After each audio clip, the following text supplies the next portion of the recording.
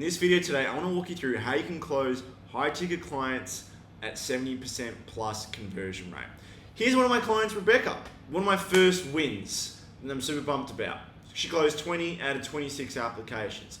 And in this video today, I want to walk you through why so many launches don't end up in this situation, right? Why do they end up in the launch graveyard? And there's lots of tears in the process. I want to show you can reverse engineer a 6-figure launch just like Rebecca, come up with some email ideas to write for your launch in a few days.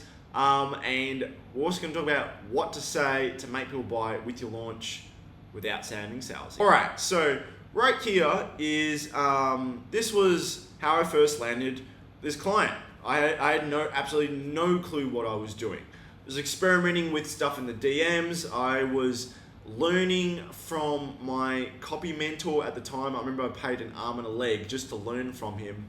And this was the first big shot I had at a launch. And Pete, who's my coach at the time, forever grateful for him, because literally I would hand the copy to him, we'd fix it up, I'd get it back to the client, we'd get a better review, next client, slightly better client because of the last testimonial, just build from there, build from there, build from there. And now I've been able to build a portfolio of over 15 million client results, and I'm going to come back to this channel with you with all the cool stuff I've learned along the way. Maybe if you're just starting out, I'm just like you, right?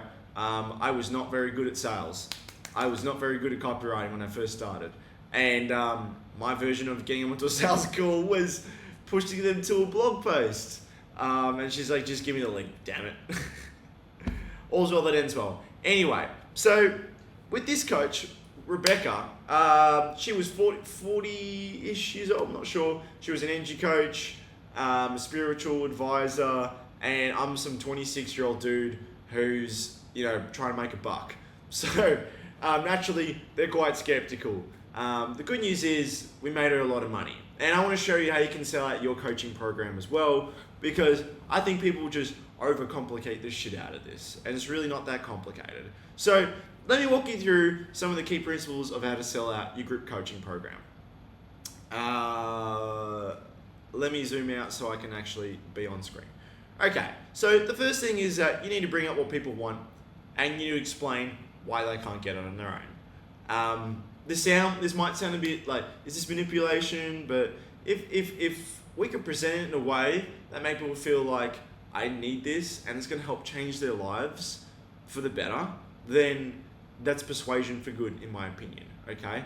So for example, with Rebecca, it was how to manifest what you really want really fast. And the reason why you're not able to get there and not able to manifest what you want is because you can't get into the right frequency. And you can't get into the right frequency because you got to do some shadow work, and doing shadow work on your own is extremely difficult, because if you've never done it before, it's fucking scary. That's the reality of shadow work. So can you see how we're sort of distancing the problem from the solution and the person feeling like they can do it on their own? So that's the first principle. The second one is that you've got to explain why what they've tried before hasn't worked, and it's not their fault. And this is where empathy really comes in, and you can't really bullshit your way being like, you can't, how can I say this? Explain why they may have tried it and do it. So in this second step, you've got to explain why what they've tried before hasn't worked. And to do this, you really just have to care about them. The way I like to do this, without sounding you might have seen it on like YouTube ads, it's without dropping, without drop shipping, without Amazon, and without this. And just completely discount everything without really explaining the pros and cons. The way I really like to do this is with stories. So using other people to explain the pain that they've been through and the different solutions they've tried. So that's how you get past this without sounding like a complete ass. The other thing is to create excitement. Why you need help in order to achieve your goals. How do we do this? Especially with group coaching, how do you build excitement? Community, accountability, growth as a group, friends for life. This is how you create excitement in a group situation. You might want to write that down. Now, the fourth and final thing is that any claim you make, you've got to bring up 3 times the amount of proof. So let's just say you'll be able to manifest a house. You've got to bring 3 situations where someone manifested a house. Just broadly speaking here, but 3 is always a really good number, and you'll have no trouble selling if you can back up what you're saying with 3 times as much proof.